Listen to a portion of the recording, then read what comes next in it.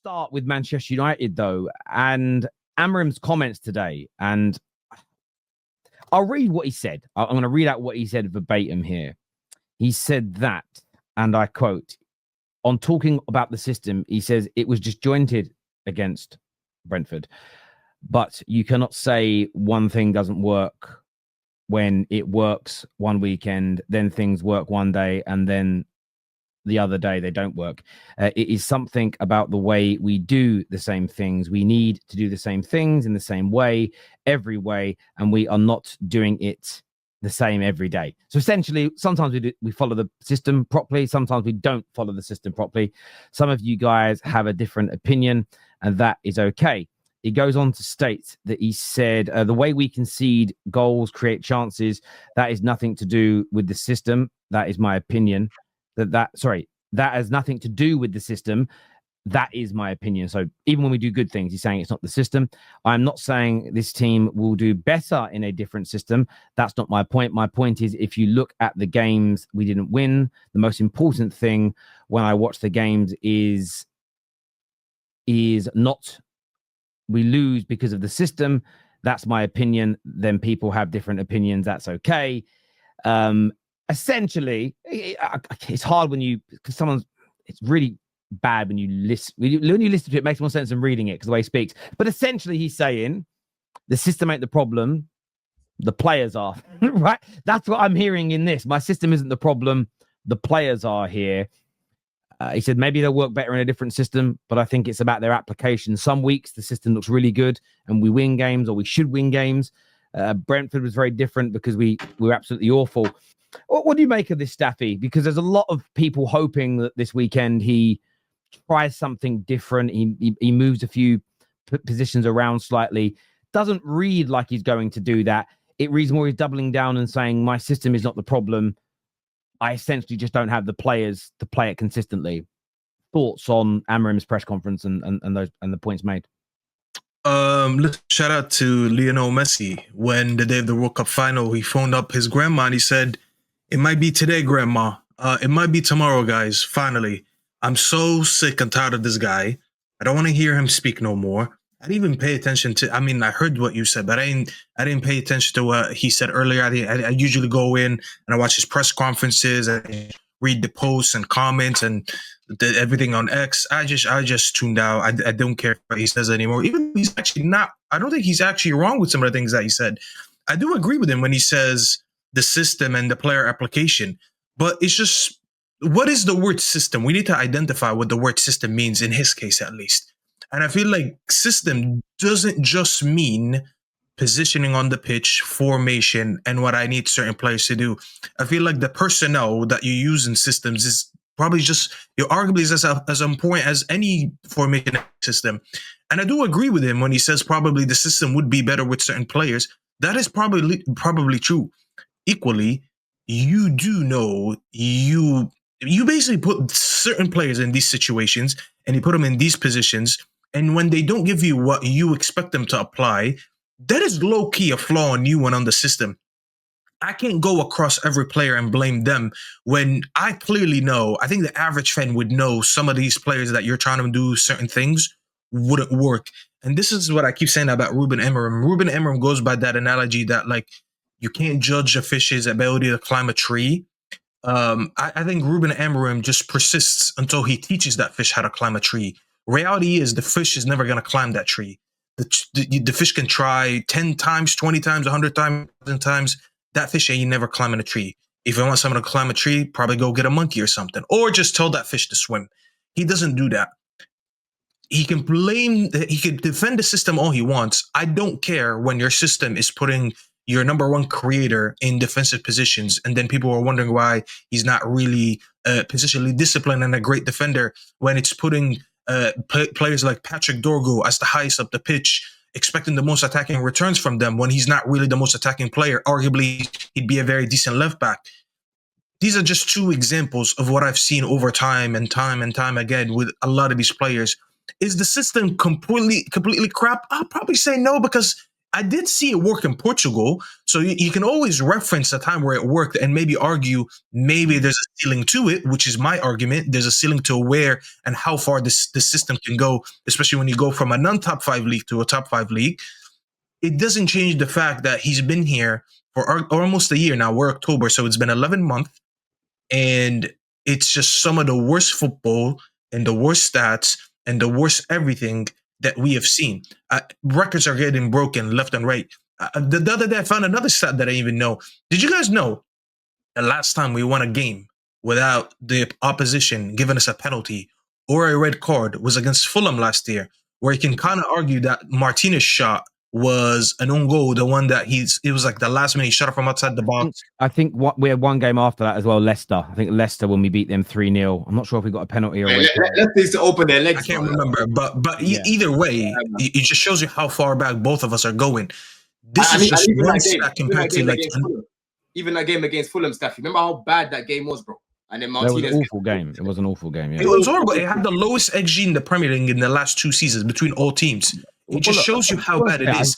I think one thing about these conversations that needs to happen is people need to, because my view on systems now, and the reason why I'm coming to this conclusion is listening to what Oliver Glasner said, because Oliver Glasner said the system, it must fit the players. He said there's too much discussion about systems. The system is not important.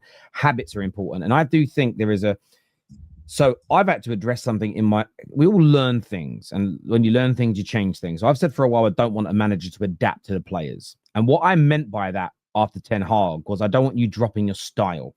I don't want you dropping your principles of football, in the sense of if you want to be a possession-based team, if you want to be a team that presses, if you want to be a counter-attacker, if you want your players on certain diets, going to bed at certain times, wearing suits to games, right across that spectrum, don't ever adapt any of that. You push that. The formation, stroke the system, the structure, visually looks on the pitch, that should be agile, depending upon people working. Because I think every system in the world has every system, not style, in the world, and style, but everything's got a hole in it.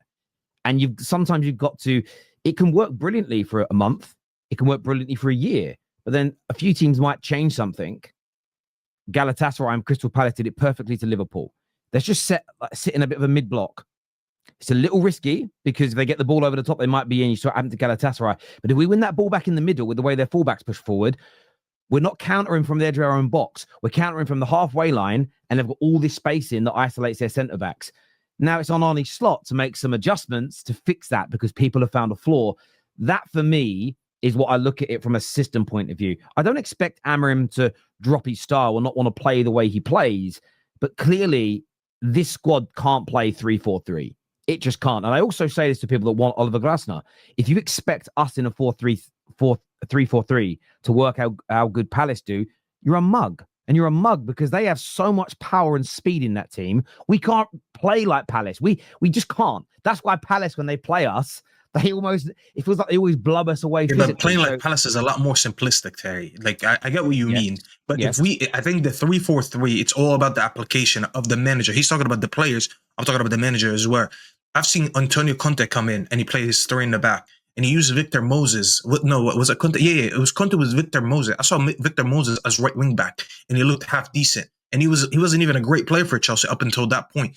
There's managers that come in, bro. He's running a midfield of what's his name? What's his first name? Matt Hughes. I forgot his first name. Hughes and basically and Wharton. That's not a midfield that you look at and you're like, oh, they're so dynamic and this and that. But it works. He applicates it in a way where it's like, you know what? It's pretty simple. The build-up you can see in the eye. The line is not too high. It's not all just about press, and there's no build-up in it. Will Hughes, thank you, chat. I forgot his name. I don't know why. You look at that, and you look at how Ruben Amorim applies his. I hate the way Ruben Amorim plays football. It's just, I don't think it works for most people. And you were just talking about system-fitting players.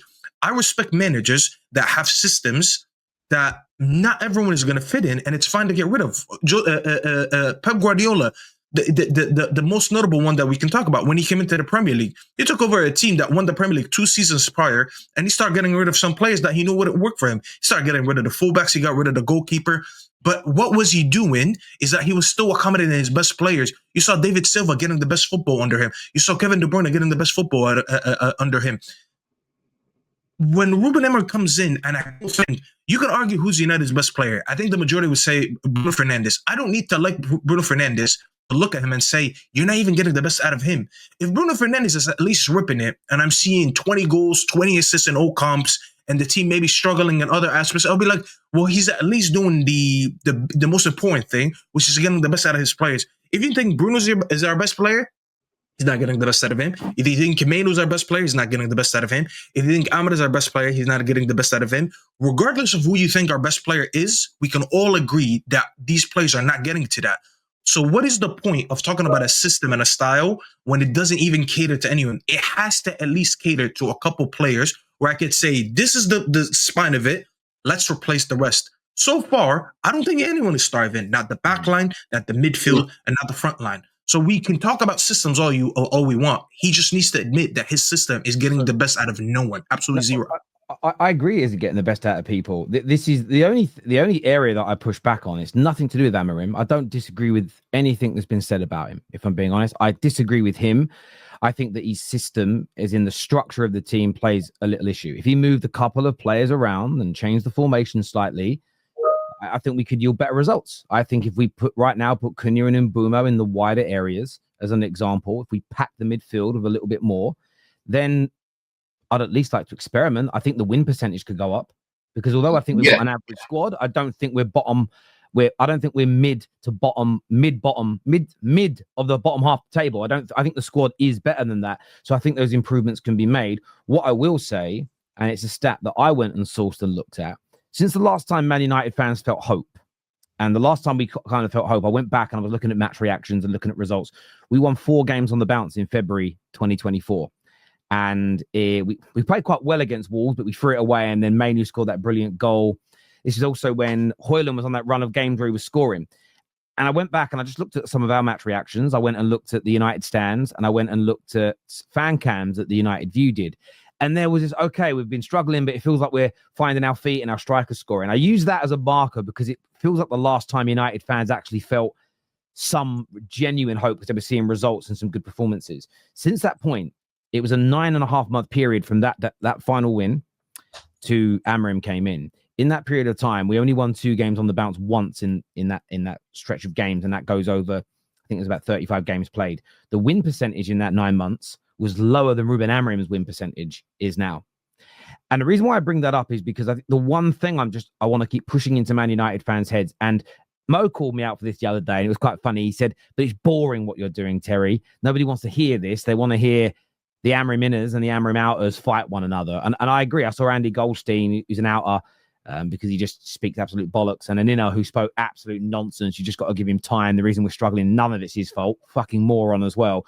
Arguing with it. You remember that show when we were kids? You two might have been a bit too young. It was called Bum Fights. These guys went around with a camcorder paying like homeless people to fight each other. They filmed it and put it on the internet. It was called Bum Fights. Could never make it nowadays, but it was a genuine TV show called Bum Fights. And these guys, I don't know what, I think MUTV used to air it, like just literally going to real homeless people and saying there's $100 each, fight each other. That's what it feels like when I listen to inners and outers fight one another. It's crazy. It isn't entertaining, but we have to temper the fact that I believe a better and more competent coach could improve this slump that we've been on for 18 months. What I look at Ruben Amorim as, he hasn't improved us one iota from that 9-month slump that we were already in that was awful.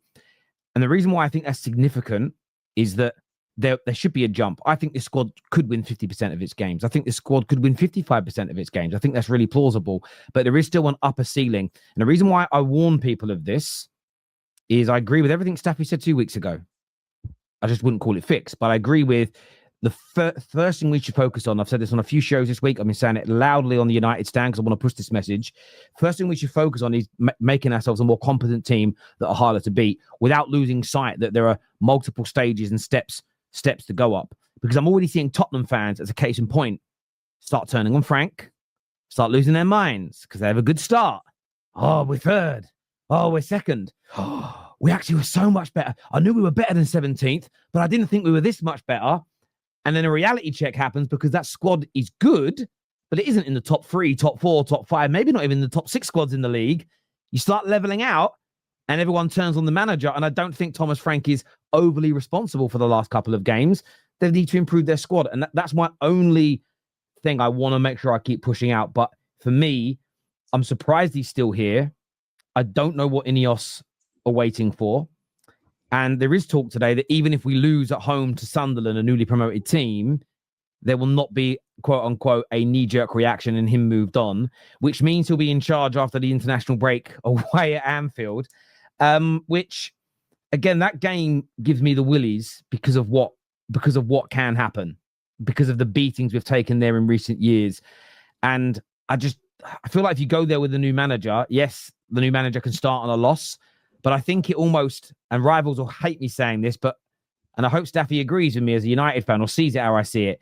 If a new manager comes in, no matter who it is, you kind of go into that first game away at Liverpool and it's almost like this free hit where it doesn't really matter if you don't win. I don't think fans are going to be losing their minds because it's a new manager. They're going to give you a little bit of time and everything else, but you might get surprised. You might get a decent result and it increases things. But that's my biggest takeaway this week is that they're now. It's a bit weird that Fabrizio said what he said today, that there's United have no plans to remove him if he loses this weekend. Yet Fabrizio spent 2 weeks saying that United are drawing up contingency plans and putting lists together for managers. I always find that a bit of a conflict in what he's saying. But yeah, I hope. How do you think we'll get on to?